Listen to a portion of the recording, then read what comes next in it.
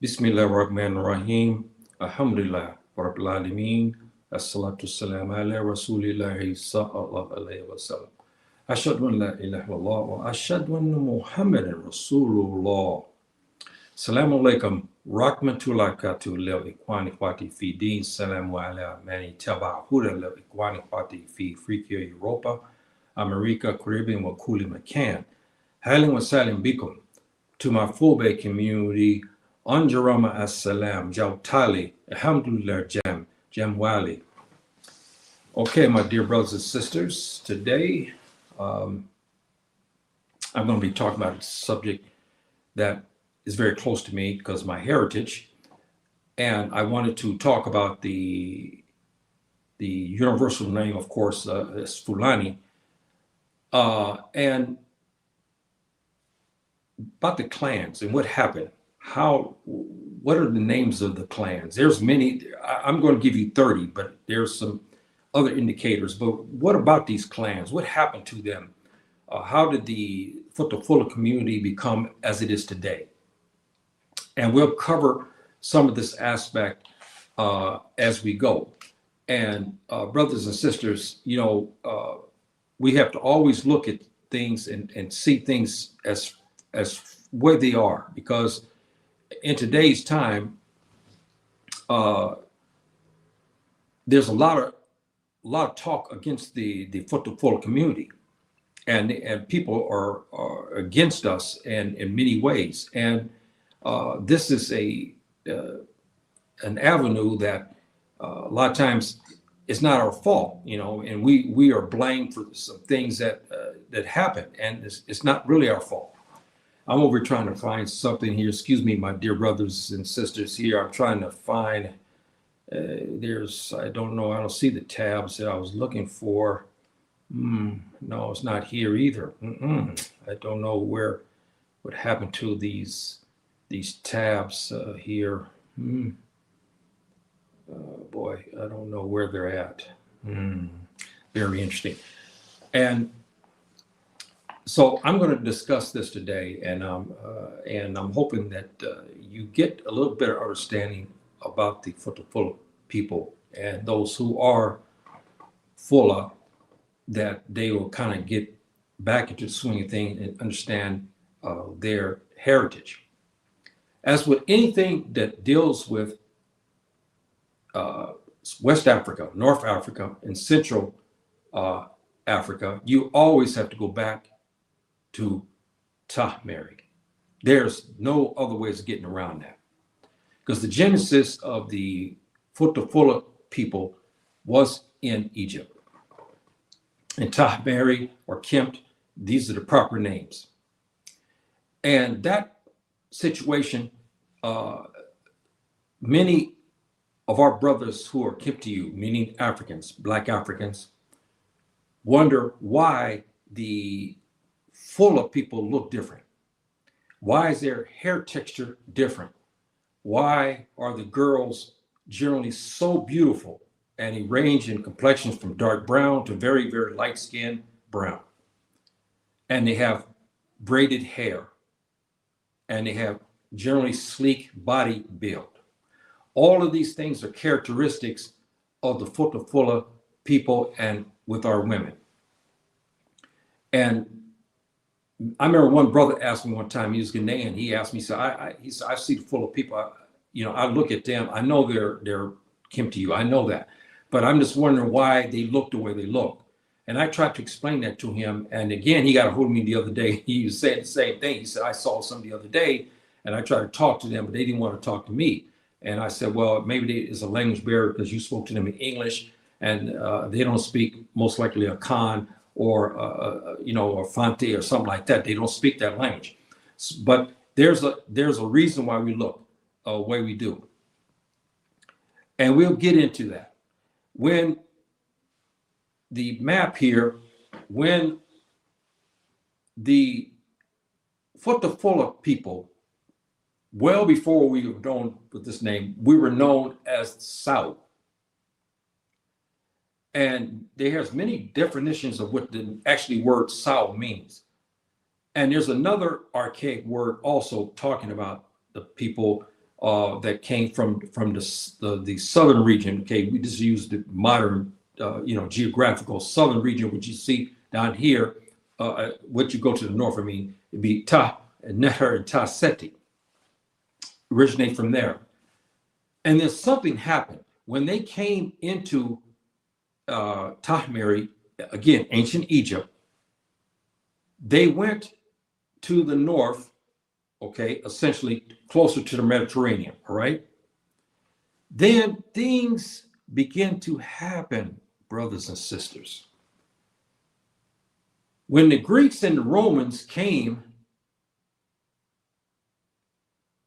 they began to develop relationships with them. And some who are Tubab will say, well, this is wrong. I saw many movies. When we entered into Ta-Meri, we were this. That's not true. Our Kimtiyo brothers explained exactly how they looked when they first saw them. They said they were in animal skins. He said some had reddish brown hair, some had blondish type hair. He said they had long beards and they were in animal skins. That's how they were depicted on the murals. Okay, that's how not like the way they're in the movies. The movies, they take the most prettiest Tubab women and handsomest men, and then they put them and dress them up at the clothes and then make them look very, very beautiful. And then our brothers from ancient Kemt look very nasty and dirty. It was the exact opposite. This relationship began to transpire between the interlopers who came in. At first, they came in with peace. They came into Ta-Meri with peace. And because of the generosity of our people, we always love all human beings. And so, as to our fault, as we know, after all these thousands of years, we're still the same way, and we've always been taken advantage of us. And this relationship between the Sao people, again, the Sao people were from this region here, Ta and Neher, and they went north because, of course, remember we're going against gravity. They went north into Ta-Meri, which is Egypt. And there they began to strike relationships. And this relationship here, brothers and sisters, is where it started it. As the Sao people began to develop their relationships with those foreigners who came in, the Tubab Greek, the Tubab Roman began to take as wives our sisters who are the Sao people. They intermarried with them.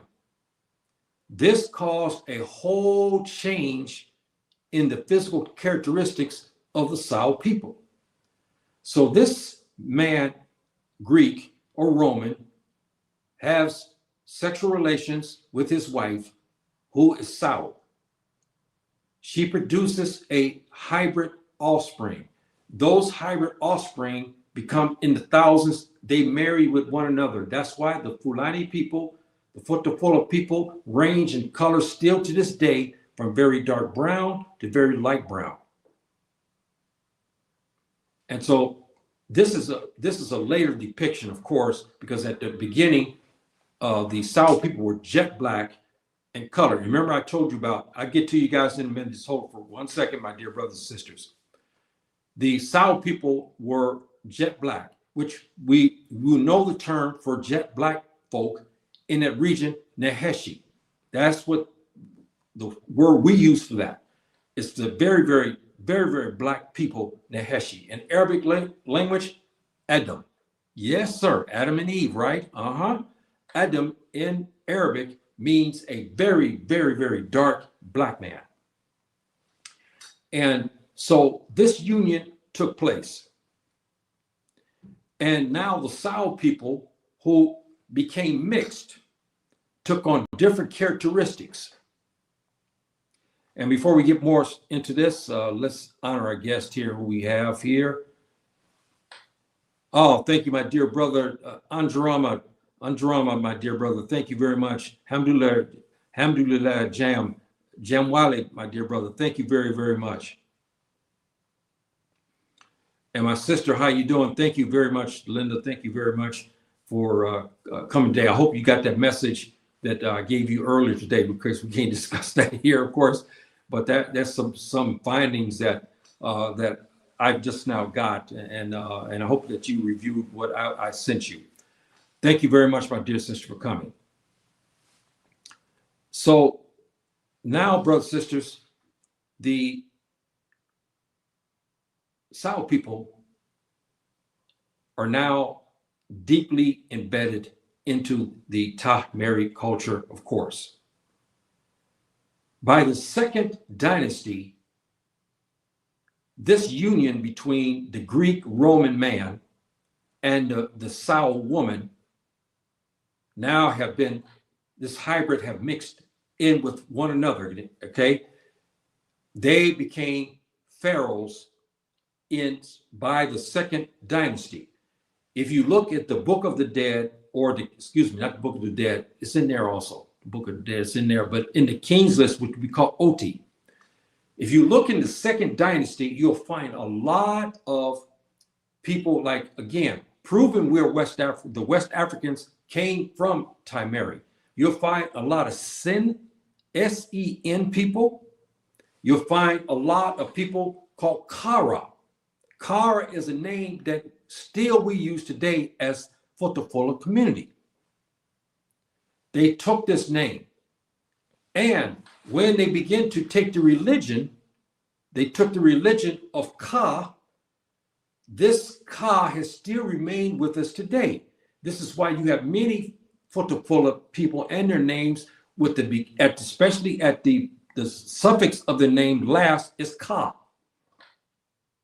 This originally came from ancient Ta-Meri.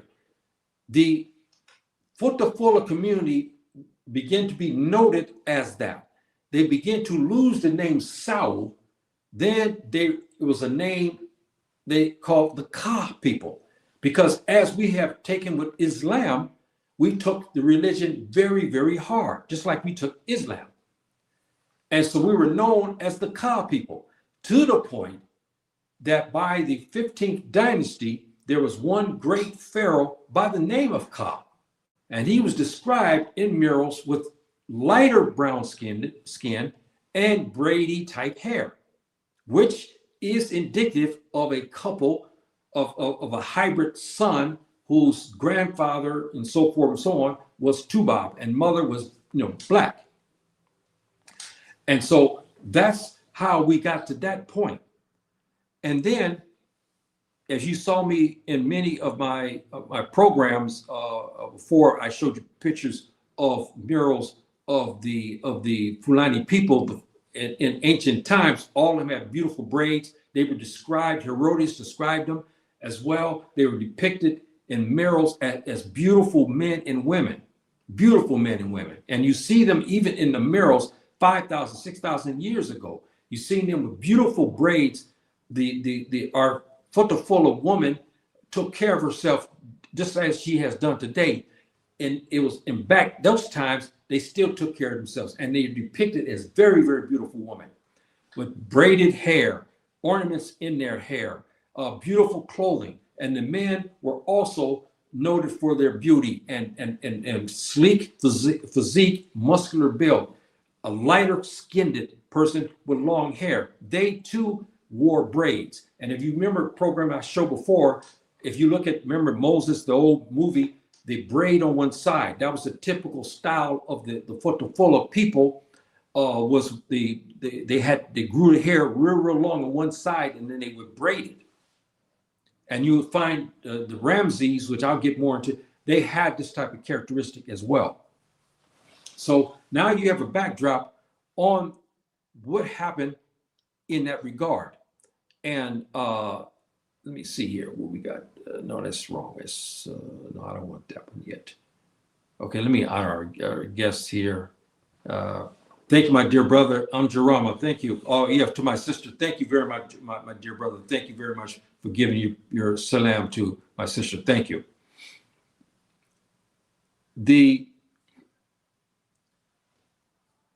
South people now became, excuse me, I didn't want that. The South people became the Ka people. And they had cattle. And they became very rich from the cattle, just like they have done in modern times. They went into what we know as Jazira Arab. They even went and migrated there, and they stayed there for a while. Again, they began to mix with the local population in Jazira Arab, which at that time they were black, but not coal black in color. Herodias, by the 27th dynasty, said that the people in Jazira Arab were black, but he said they were not as black as those in Ta-Meri. He said they tend to be a little lighter skinned, but in curlier hair. Their hair was not kinky and crisp like he saw back in Ta-Meri. So they were still there, but the Ka people now went in with their cattle into Jazira Arab, and they stayed there. There's many contentions said that they became the Hebrews. I disagree. Maybe some became Hebrews, but there's if you look at my class, I gave you the proof about who became Hebrew, and we know that the Akan people and the Ga people and others like this became the Hebrew that we know at the time, the original Hebrew. So the brothers and sisters stayed there, and we still had Ka people in Ta-Meri because they became pharaohs and so forth and aristocrats. Now they began to stay in their own communities. They didn't mix as much as they were doing before, because now they had their own culture. And again, they were described in the murals. And I don't know if I still got. Let me see if I can find some in here, brothers and sisters. If I can find you some of the people. I think I showed you some of these before. Like here, you'll see here, and I'm trying to find the hieroglyphic, the murals, but you'll find them depicted in this regard, the Fula. And again, brothers and sisters, the way they were depicted, the people who were depicting them, they always showed the Fula woman as a very luscious, beautiful, sensual woman. Even in the murals, they had them to the point you look at them and you can tell the way they drew this, the woman, she was just absolutely off the charts in beauty. And this is indicative of that. And I got an old map here. This is the map I showed before. This is Tunisia. That they didn't come from this region. Excuse me. I don't have the murals here in this particular thing. And our brothers also too were noted for their handsomeness as well, and they showed them again in this type. They have braided hair, and you notice them. They tend to have a different. Their features were more aquiline to a degree. They were not as their darker skin Kimtiyu brothers. They were different because of the mixture that happened way back again between the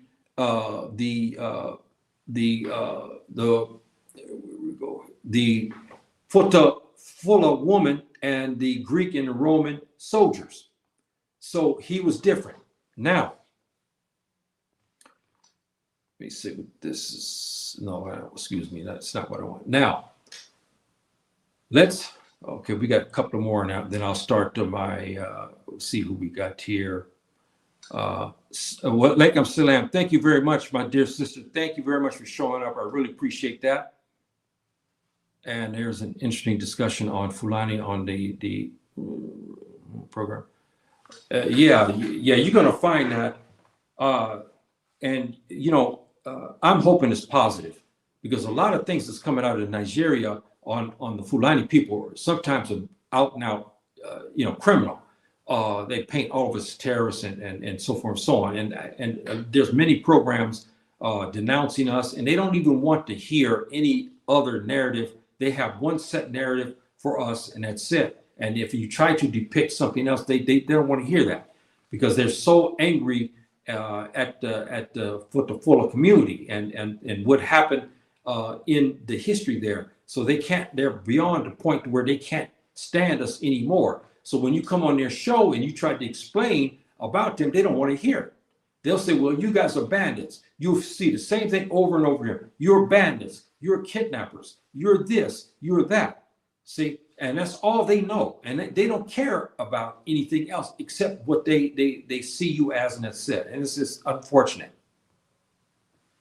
And they're trying to, in the media right now, trying to condition the people that, yes, this is one of the things that upsets me tremendously. And, even my dear brother, I've been knowing him, 40 years. Boy, more than that, maybe close. About 40 years I've been knowing him. And he made a comment today, weeks back, that threw me off. And he made comments like this too. And it was very unfortunate. I didn't cut off my relationship. No, he's still my brother. Post comments from some destination. Oh boy, that's very interesting. Got some comment thing here flashed up here saying that some people's comments will not be allowed. Now, I didn't put that there. I don't know what that is, but anyway, boy, that's every time I find something different here, that's very interesting. So now we get back into this. When the Fula, as with the other Kimtiu people, made a mass migration, and they left Ta-Meri to go to West Africa, as we know today, and North Africa. Even though Ta-Meri is in North Africa, but going to the West. In the mix were another black people, another Kimtiu people called Tuareg, but they had a different name in those days. They were known as Mozab. Remember I told you one time when my sister, when she showed me her DNA, I saw this word Mozab. I thought it was short for Mozambique. And I see it popping up. I said, what is this? Because I saw this on my mom's heritage. I said, what is this? I did research. I found out the Amazigh today is, Berbers. Don't call a Moroccan person a Berber. That's like calling them the M word. Amazigh is the Mozab people. Tuareg are the Mozab people as well. I have that heritage. My sister, who was here in the chat, in Jetmash, she was almost 25% Mozab. See, so this mixture, and not mixture meaning racially, because all people were Kimtiu. There was no such thing as the white Tuareg we see today or the white Amazigh. The white Amazigh came about in the 1800s. You heard me talk about that many times. In past, well before that, the people were black. They mixed, meaning cultural and ethnic, because people, move away. I give you like the brother. The brother, he's in LA. He goes down to Jackson, Mississippi. He finds a sister down there. She's black. She's African American, but she has a different culture because she was raised in Mississippi, right? Accent, food, mannerism, some customs are different. Yes, they're still black. The brother in LA is a black man. He's Kimti. She's Kimti. Both of them are, but they have different cultures because she's raised in Mississippi and he's raised in LA. This is kind of the same way. The Tuareg people who are Mozab and the Fula people, they begin to intermingle a lot in North Africa. And they did this tremendously. On the way, there have been separations begin to occur, which is natural. Example, what I mean by separations. When you marry, you have your son. Your son doesn't generally stay with you for the rest of his life, right? He usually branches out and he marries. He may go to another city. He developed his own clan, so to speak, right? Then his son and daughter marries somebody. She leaves to go 40, 50, 60 kilometers to another place. Another clan's developed. This is no different with the Fula people. We begin to develop and have different clans, which I'll get into that. And we begin to have different, some are to the north, some more deeper into the desert. And at that time, there was not desert, it was tropical. Can you believe this? The Sahara was rich in waterways and greenery and a lot of game. So people lived there. and they flourished there. So they begin to have clans, okay? Different clans over here, here and here. This stayed for centuries, for many centuries. You had clans over here, you had clans over here. I'll get to you just hold fast, my dear brothers and sisters. So the clans were separated, and they were in North Africa. They weren't in West Africa. This is where people have a hard time, because they believe that the Fulani people, the Fula people, have always been in West Africa. It's not really the case. The evidence shows us that we stayed in the north. I'll give you when we start to go south. So the clans developed, and so forth and so on. And before I now go to that, let me see what our guest had. Okay, now our sister was talking about that already. Okay, yes. Okay, yes. This is the over here. The word to your left is actually in Ta-Meri, the Amazigh language, and whatnot. In ancient times, Mozart was the name, and it was after one man, and he developed the clans of the Tuareg and the clans of the Amazigh, and his name was Mozart. So this name took with the people, and then when they left Ta-Meri to go into modern days, you understand today as Algeria, something happened that's very fascinating. Apparently, they had something to deal with my great ancestor in the 25th dynasty. They named their dynasty. Now they had moved from Ta-Meri. They went into present-day Algeria, and they had their own nation. They called it Shabaka, my name. We find it very interesting, very, very interesting. So anyway, that's we got here. Thank you very much, my dear sister. Thank you very much for showing up today, and I really appreciate it. Jamwali, thank you very much, my dear sister, for showing up today. My brother here is giving us yes, welcome. Thank you very much for his response. Thank you very much. And so now we'll get into it.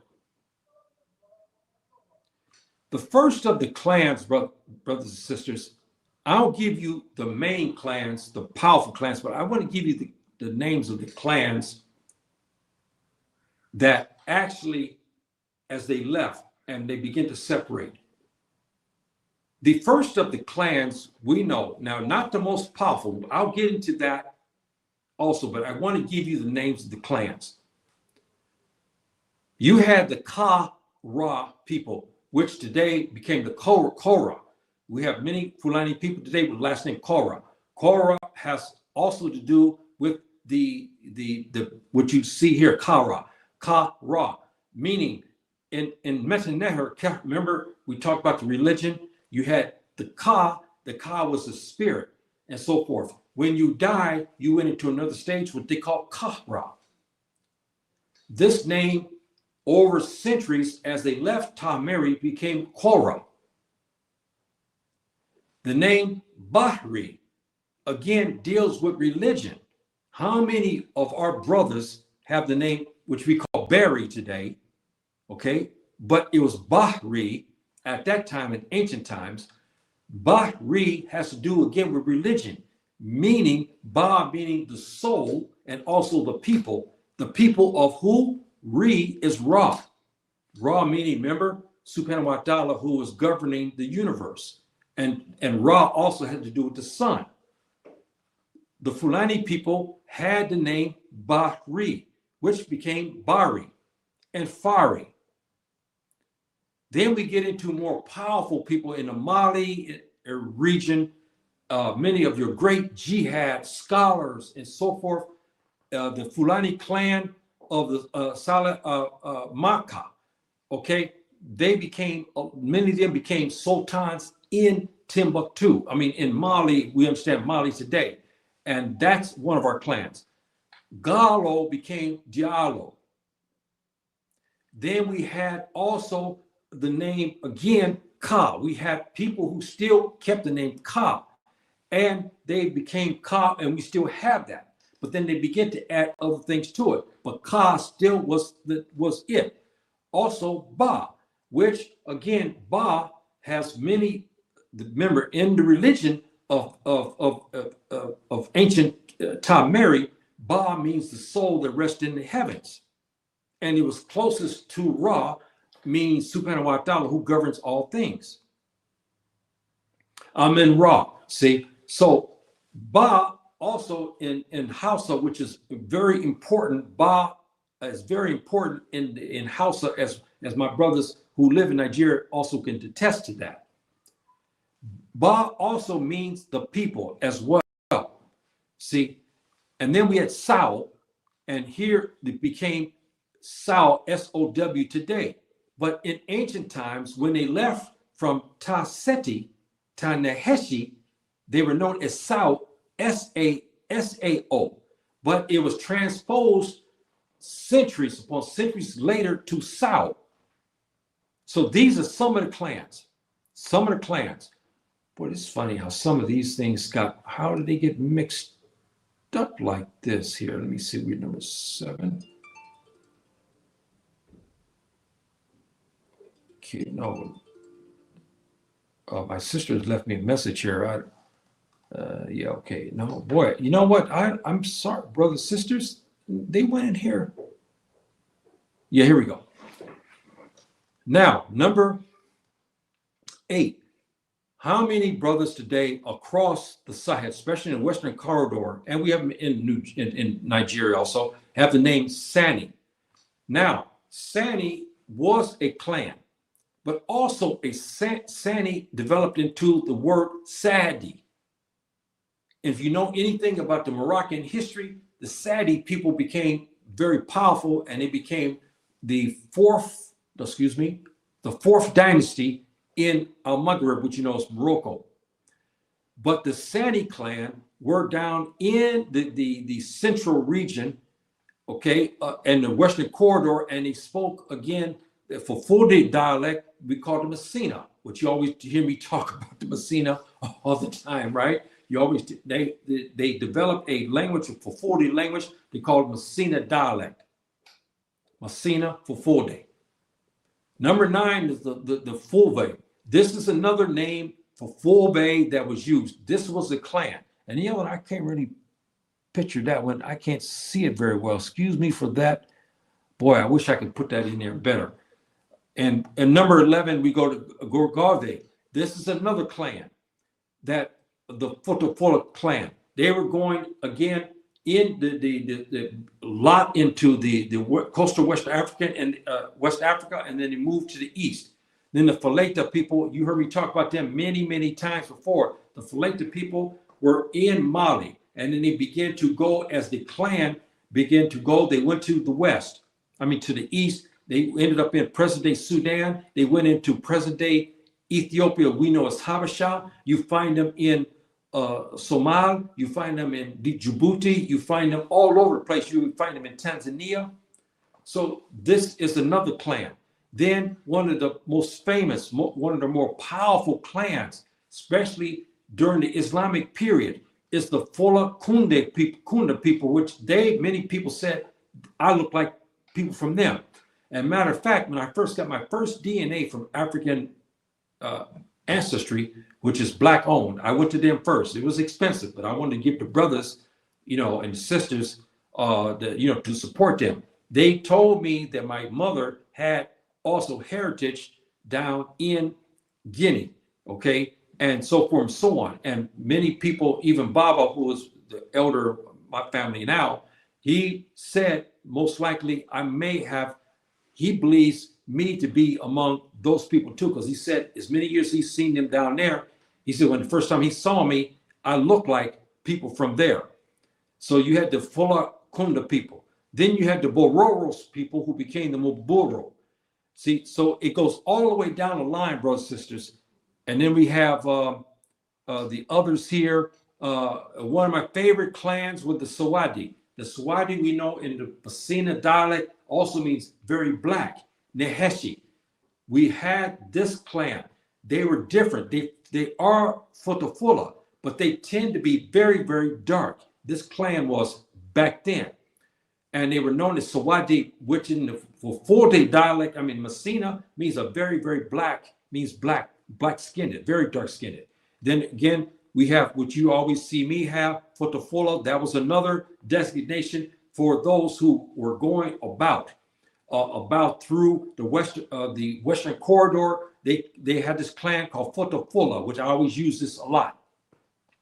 Then you had Hamidi. This is a very powerful clan as well, especially in jihad. They became sultans in the Messina empires.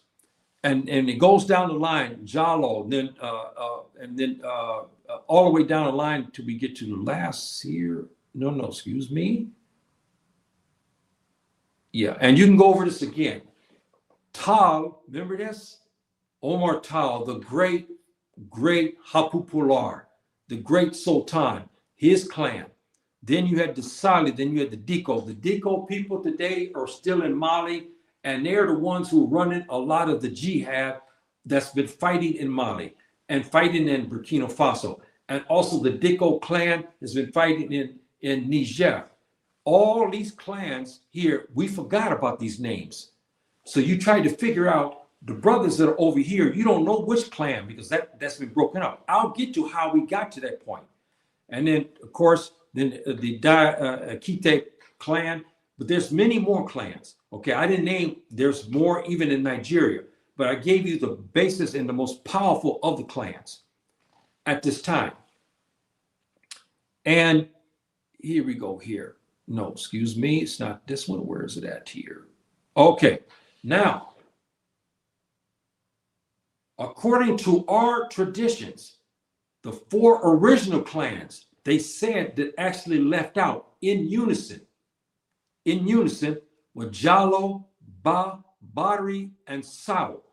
This, again, many of our Fulani people, they know about this. Of course, you know about this. These are the 4 great clans that developed and then they broke off into other clans.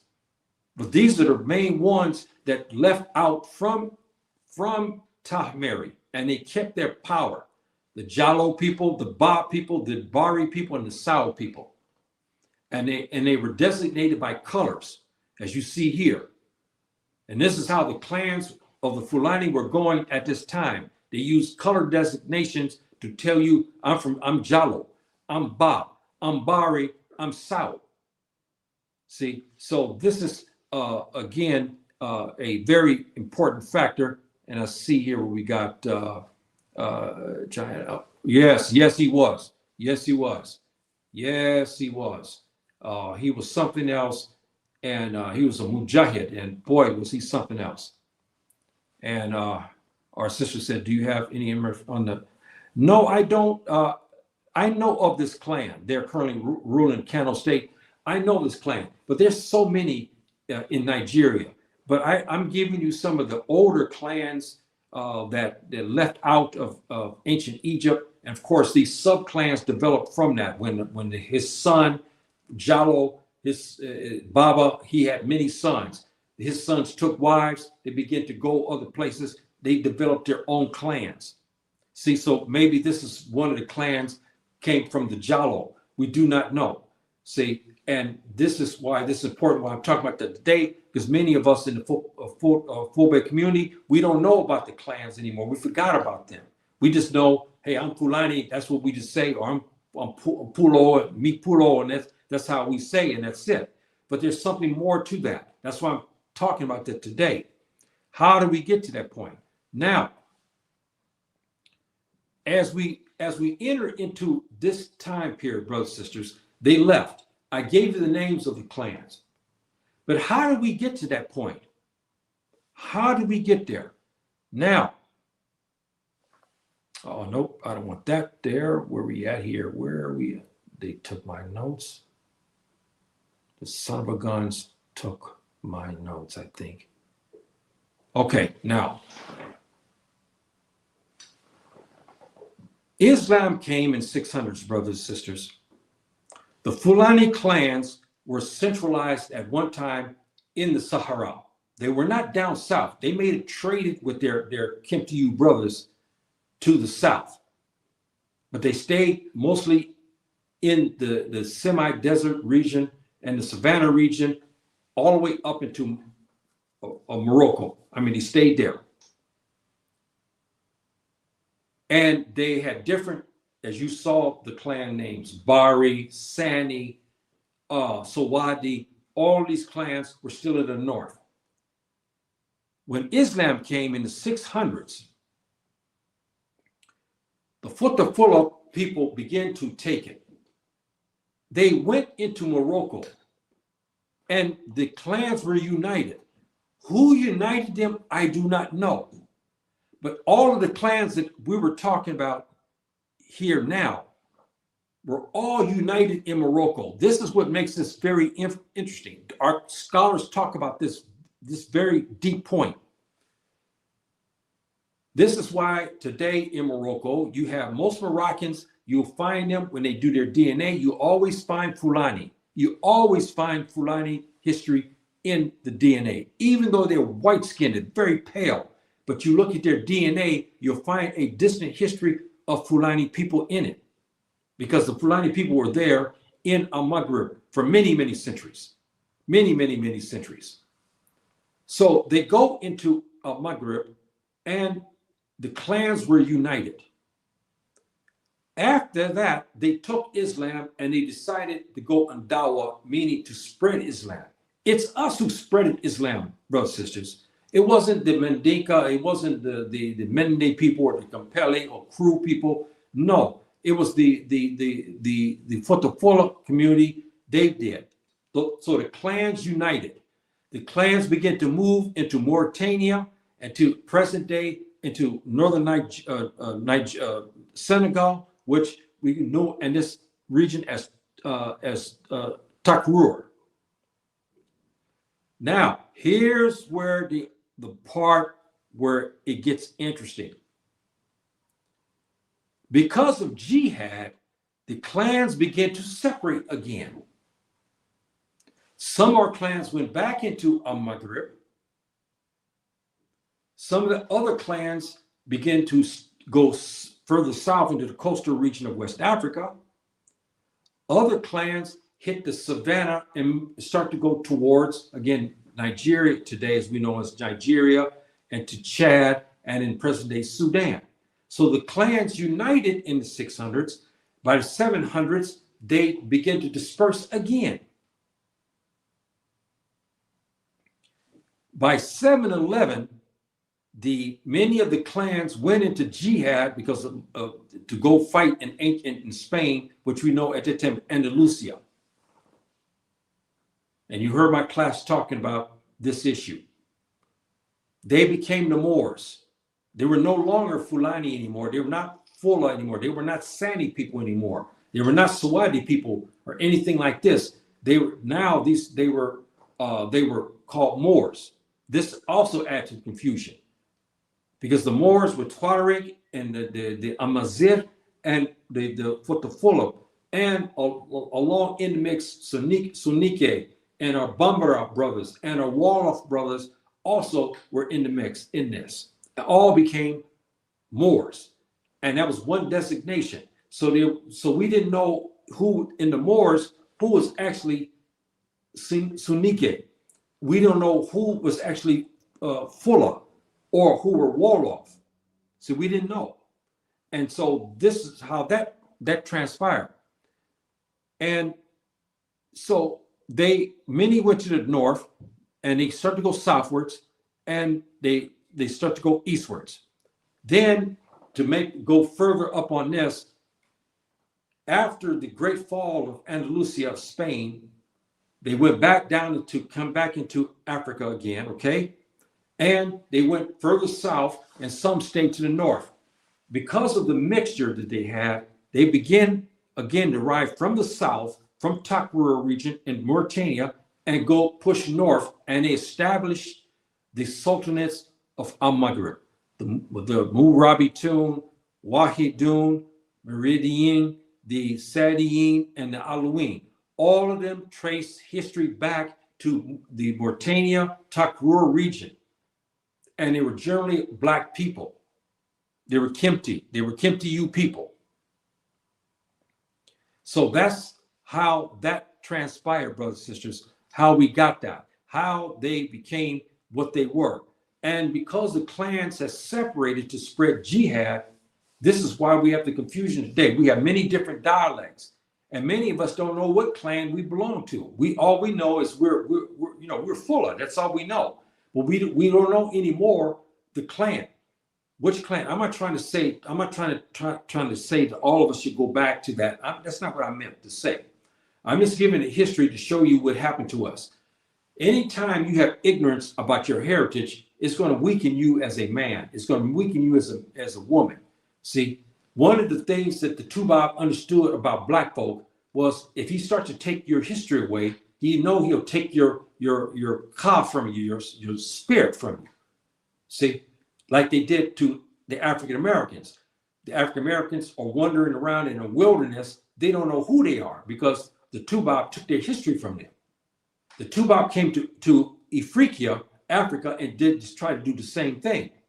And they were successful in many regards. Today, if you ask a person who's Pulo, you ask him, hey, what was your clan? Do you know the original? He doesn't know. Some, yes, modern clans today, maybe in Nigeria, some of the modern clans, but I'm talking about the ancient clans. They don't know if they were Sawadi. They don't know if they were Sani. They don't know if the Sadi. They don't know for sure. See, they don't know. And that's why I'm talking about this. We got a couple of questions here. Let me see what we got here, or responses here. Do you have information? Okay, we talked about that one. And our brother says the Sultan is, yes. The first dynasty was actually created by the relative of the Prophet ﷺ. He was the first of the Dola we know in Arabic as a nation. He developed it, and he had this. It was first, and yes, he had again. It was popular because in 711, our esteemed brother went from Al-Maghrib down to Ta-Meri into Mauritania and pulled Fulani out because they did jihad. And again, many clans were still together at that time.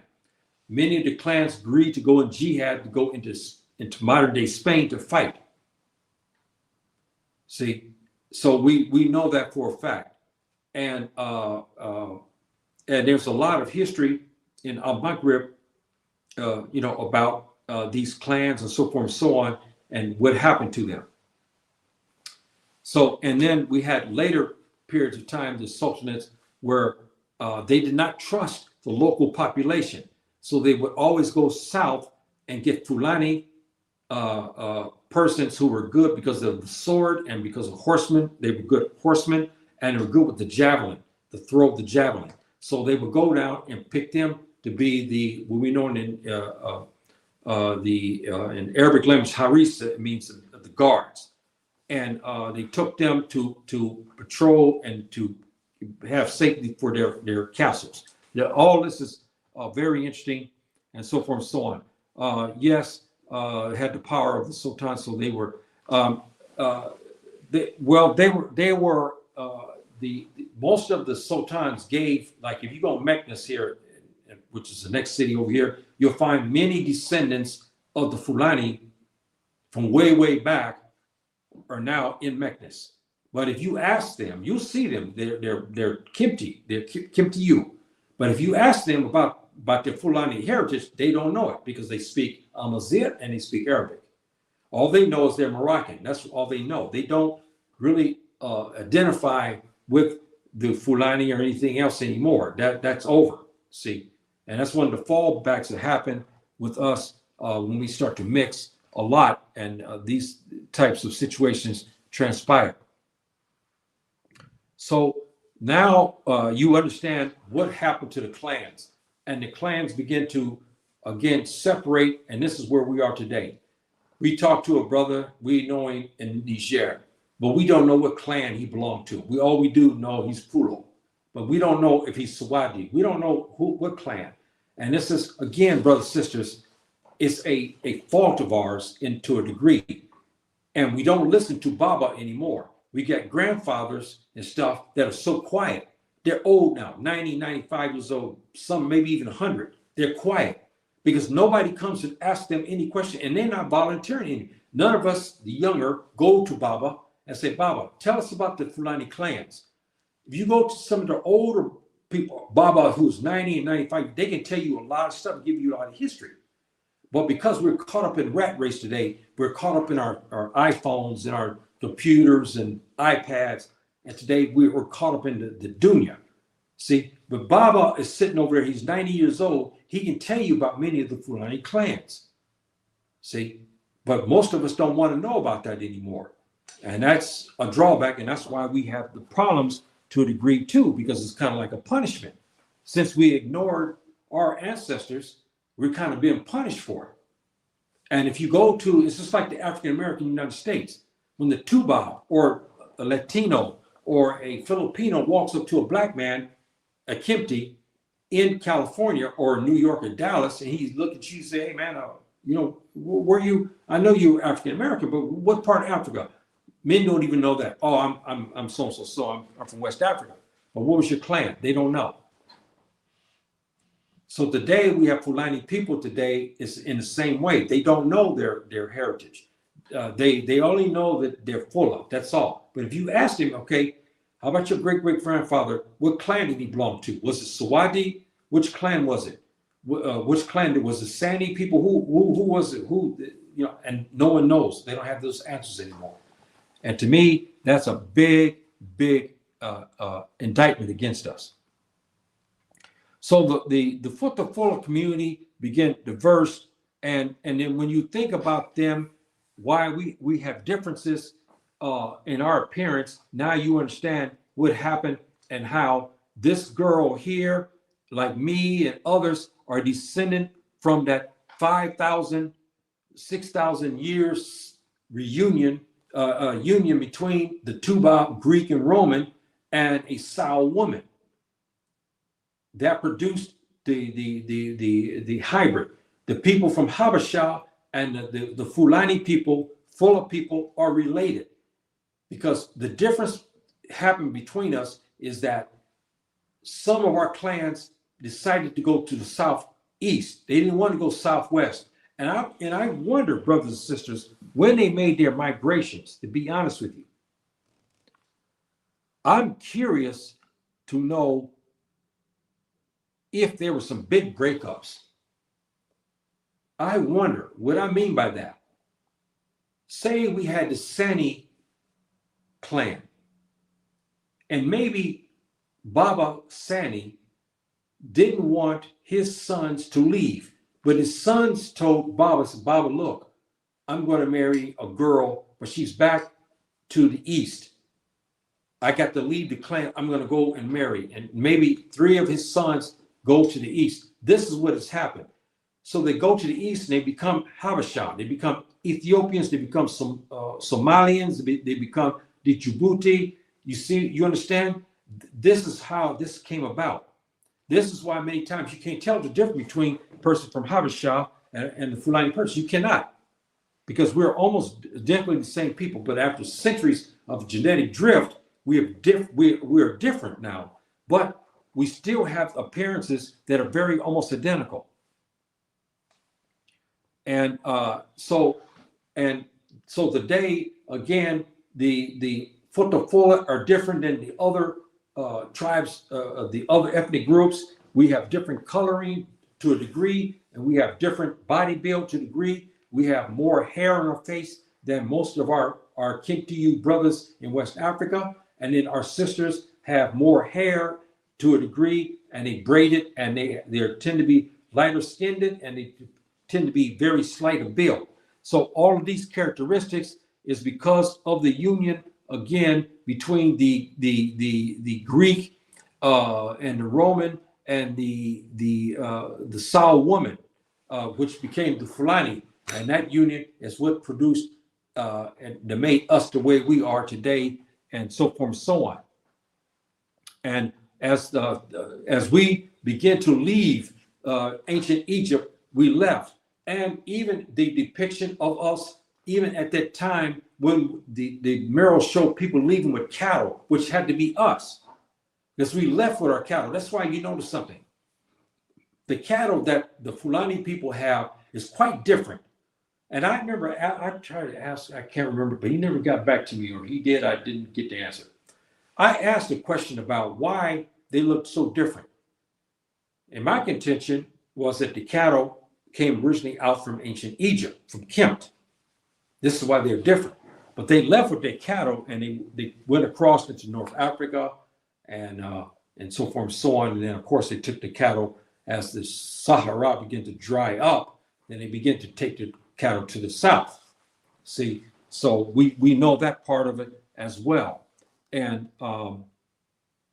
our clans began to leave and so forth and so on. And we were, a different kind of people, and we were different than our West African brothers, which they know, and they know that to be the case. And so we have that. And the famous Fulani powerful original clans who actually left. They left together. The Jalo and the Ba, the Badari and the Sao clans left together, but they began to separate again because the Sahara is big. You got to think about Sahara is at least 2.5 times bigger than the United States.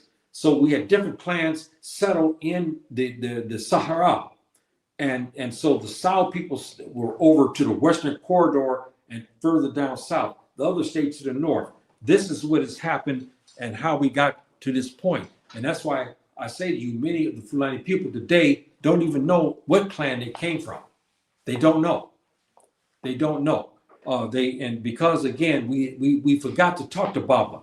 We forgot to talk to Baba and ask Baba about the clans.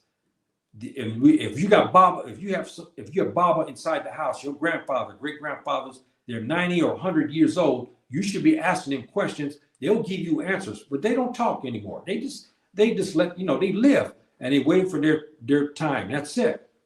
But you, as a young man, as a man, now you should go to Baba. You should go to Grandpa, and you go to your grandfather and you ask him questions. Hey, Grandpa, can you tell us about the Fulani clans and what clan He'll probably give you answer to that. See, so we should do that.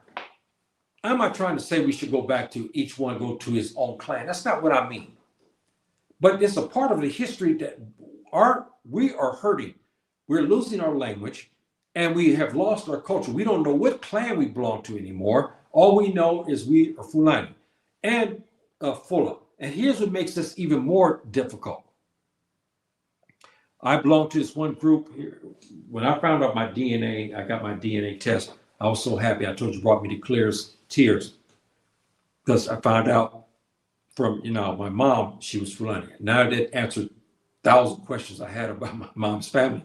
I used to see them all the time. I heard me. I still laugh because they look so different than from my dad's family. So that issue again of not knowing, and when I found out about the clans, I mean, who I belong to, I was very, very, very, very happy, and so forth and so on. But again, I'm not trying to say that we should return back to the clans. That's not what I'm trying to say. But you should understand your history and know your history and understand your history. It's important because we are different in many regards in West Africa, and the West Africans regard us as different. That's why they fight us so much, because they don't understand us. See, they don't understand us. And that's why we have this problem. And again, we have cattle and we get rich from that. And this is something that upsets many of our West African brothers again, because we are different in many ways. In our body build, we have more hair on our faces, we have more hair. Our sisters have long hair, which they braided to different styles. And this is, again, that's perplexing to many of our brothers because they don't understand how we got to the way that was, how we got to that. And of course, we got our clans, and this is kind of a map to show you to a degree how the clans begin to move around.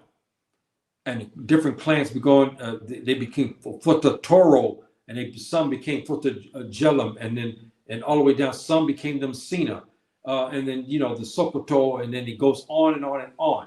And this is what happened to the Fulani clan after they separated again. The separation again happened when the jihad was taking place. The jihad that went into Andalus, the Fula community went into Andalus, and others went to the east.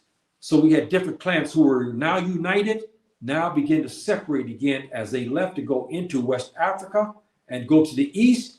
They begin to separate again. Some went down to the coastal region to spread Africa, to spread Islam. Others went further north. Others continued to trek across the Sahel, and then they settled in northern Nigeria and places like that. And their clans began to disintegrate, meaning that he had sons. His sons decided to marry local women. They wanted to move and develop their own system, so they did. And this is what has happened, and how we got to where we were today.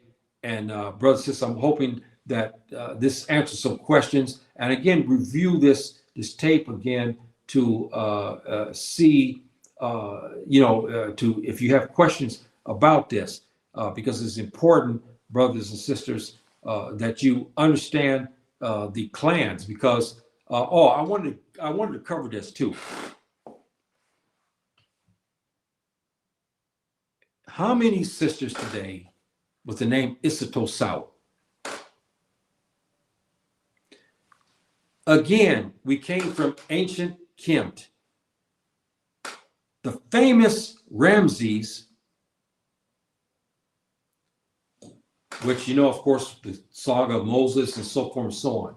There were 10 Ramses, if I'm not mistaken. Many of the Ramses had wives, and these daughters, why I believe, and this must be a title handed to a Fulani woman who became the wife of the pharaoh. Because when you look at the Oti, you'll find many of the Ramses married, you'll see the same name, Asa Ta Kasau. You'll see this name for the wife. This name became Isato Sau. We took this name from our ancestral sisters who were wives of the pharaohs of the Ramses. Because if you look at the Oti, and I believe it's the 21st dynasty, you'll find many of the wives of Ramses and their children, they named their daughters Asa Ta Kasau. You'll find this in the Oti. This name transposed into the name of Isato Sau. So our sisters today, which we have thousands and thousands with this name, now you understand where this name came from. Now you understand it. And this is a beautiful name for a woman. But because we transposed this Asa Ta Kasau, now we just shorten it to Isato Sau. Now you have the basis to tie you again into ancient Kemt.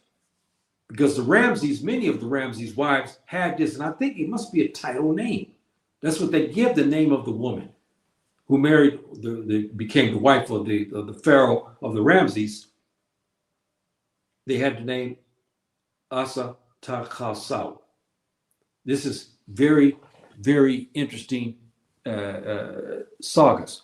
For centuries, you heard me talk about this, the Fula, and I will close. The centuries, the Fula and the Tuareg mixed cultures often married within each other's clans.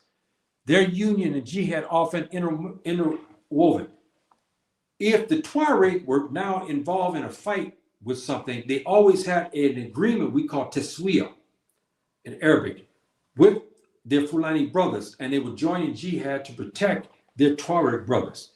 When the Fula community were being attacked, the Tuareg at that time, now we have differences now, we separated. At that time, they would come to the aid of their brothers, the Fula community, they come to the aid in jihad. They left together in jihad to go to Andalus.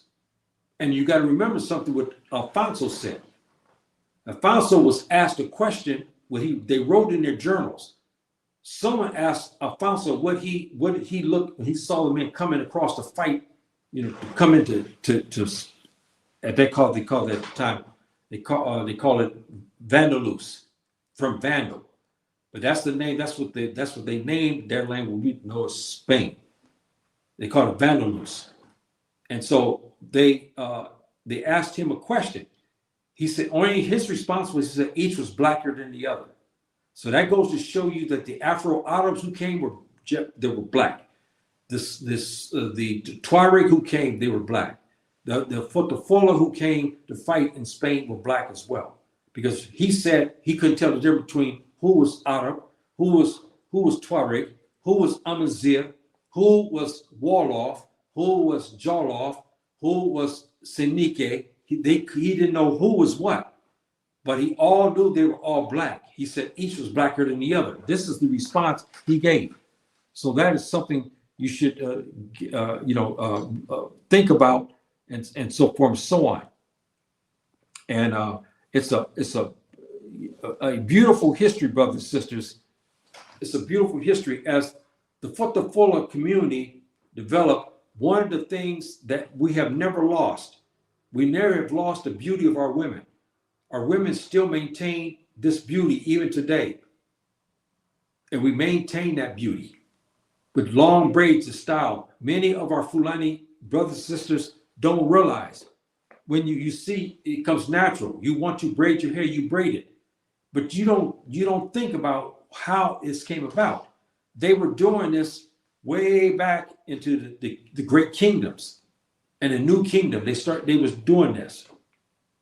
This is our style, and this was indicative for us. And so that is why we should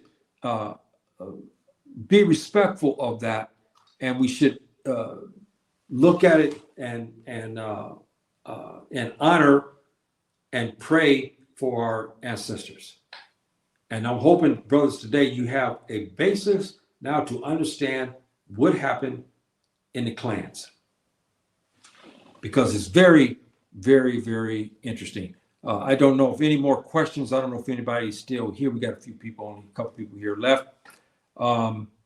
If there's any questions that you guys have for me, please give me some couple questions before I leave here. But I wanted to cover, brothers and sisters, about the Fula community and the clans, because it's very, very interesting, the clan names. Very interesting, and what happened to these names. We still have kept these names as last names in our family, like Sawadi. We kept those names. Also, another of the Fulbe clan that developed from Akbar Sudani was the Sudani clan. We have many Moroccans today with the last name Al-Sudani. So that union, he had descendants. Those descendants took the last name, suffix name is Al-Sudan, meaning the black man. They took this name. See, so that is another tidbit information that you should look up. And again, I'll go over these the names again. The Kara, today Korah, this is the name that's been transposed from Kara, and Bari has been transposed now to Bari and Fari. The Sali Maka now is, that you see is different. Gallo became Diallo, Ka became Ka, Ba became Ba, the Sao became Sao. See, all of these things, brothers and sisters, the Sani became the Sadi people, and the Volvo became the Fulbe people, Gorgove people, Faleta people, Fula Kunda people. All of these is our heritage, brothers and sisters. This is all of our relatives. And this is something that you should be very, very proud of, and you should understand. The Sawadi people became sultans inside Mali during the Messina powerful sultanates. The Fula, you know about them. The Hamidi also, they were very wealthy and powerful in jihad. That's a clan that you see all of these different clan names, Jalo, Wela. I mean, we have all of these different. Excuse me, that's not the right one. We just covered that one. Here it is, I think. Yeah, and that closes out the clans. Now, as you heard me say, excuse me. You heard me say there we have hundreds more clans. But the most famous and most powerful of the clans, original clans, were some I gave you today. So you have that information, and you can start to look it up. And you ask Baba. If you guys still have grandfathers available, ask Baba about the clans. Ask him about those names. And we got. Wait a minute here. Let me. Excuse me here. Let me see. We got. Okay, yeah, okay. Thank you, my dear brother Mayate. Thank you very, very, very much for that. And was Pulo, yes. There were some circles that say that he was Tuareg as well. He was a mixture in culture, not in color. Because if he was if he was mixed with a white Tuareg, he'd be much lighter. But he was not he wasn't light-skinned per se. He was brown-skinned, typical of the Fulani clan that were in Mali. But I don't know which, I did find out his clan, but I can't remember now which clan it was. But anyway, yes, he was part Fulo and part,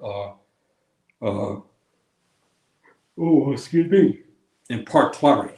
This is what I understand him to be. Some said no, but he was regarded as, there's 5 great scholars of Timbuktu's history.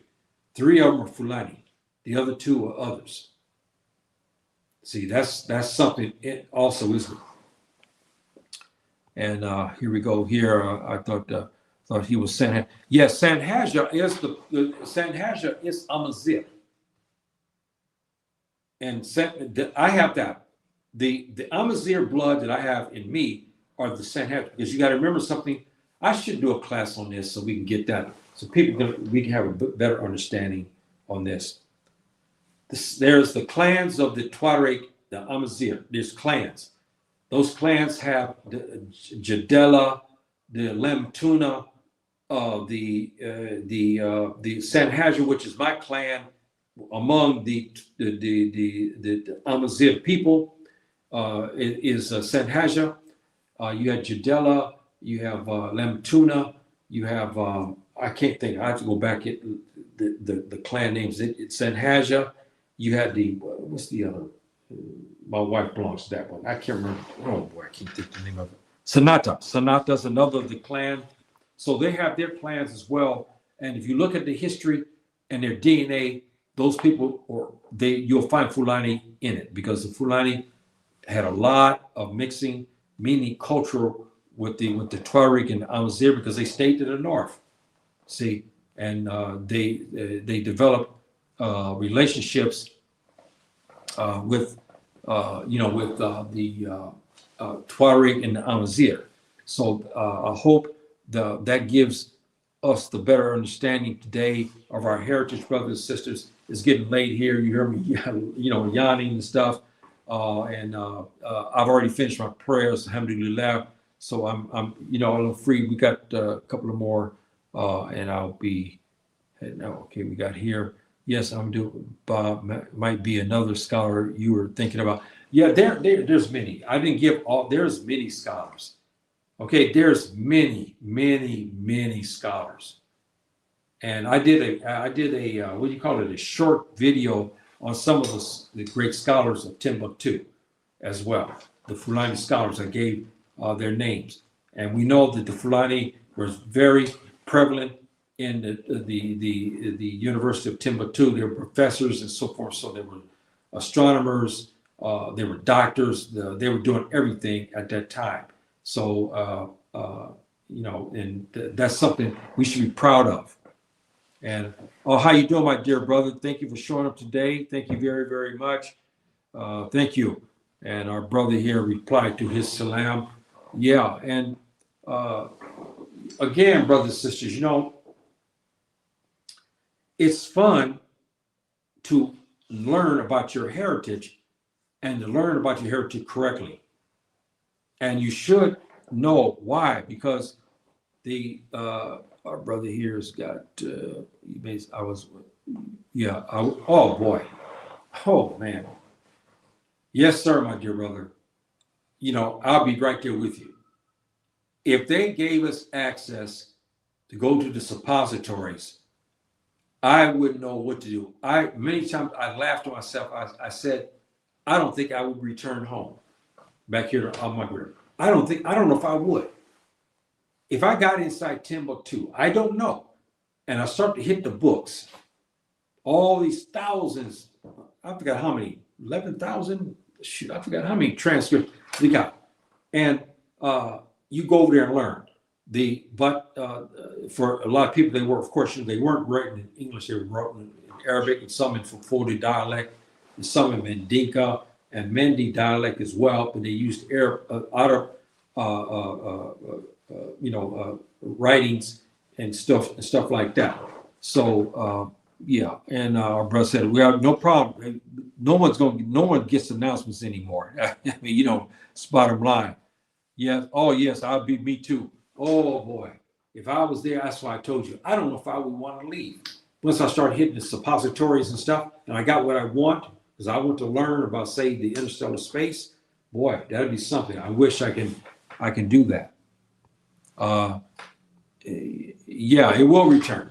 It will. And we get the right man in power, and then the Islam gets strong again.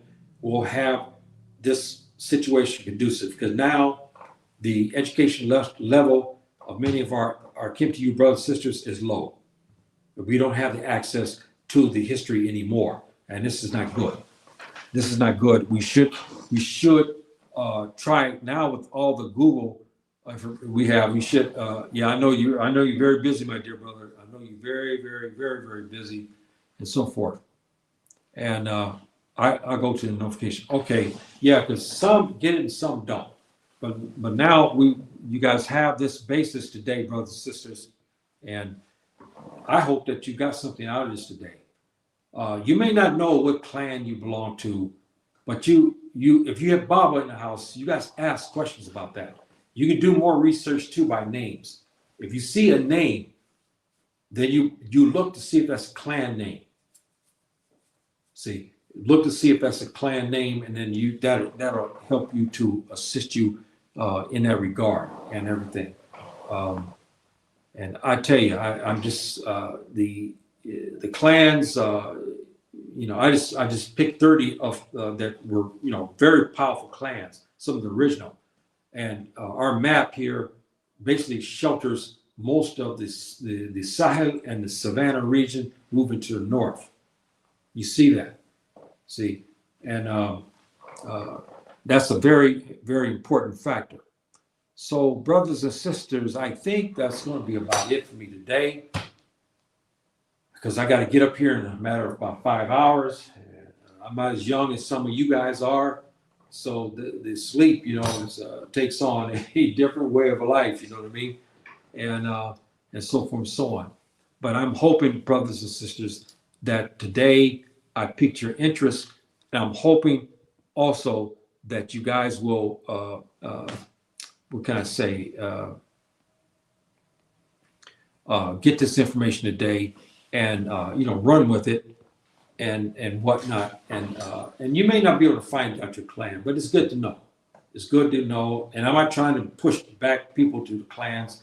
I'm not saying that. You should know your history, because if somebody asks you a question, you should be able to tell them what you think or what you heard. That the name of your the original clan. You'd be surprised, especially if you have Baba in the house. He may be able to give you, because Baba, my elder, he was talking to me about this type of thing as well, of the Fulani clans that he was familiar with when he was a boy. So we have them, brothers and sisters, and please take my advice and learn about those clans. Go over this again, and please subscribe to my channel, and so forth and so on. The last video, they didn't even let me, I woke up in the morning, came out and I found the comments been disabled. I don't know if any of you saw the comments, but when I clicked it, I saw 209 comments. But then when I went back, then it was switched to a few. So I don't know what happened. I don't know if some people saw the same thing or not. But my brothers and sisters, I got to go now, and I got to finish up here and then hit the sack and everything. So I'll leave you with that. Assalamu alaikum. Rahmatullahi wa barakatuh.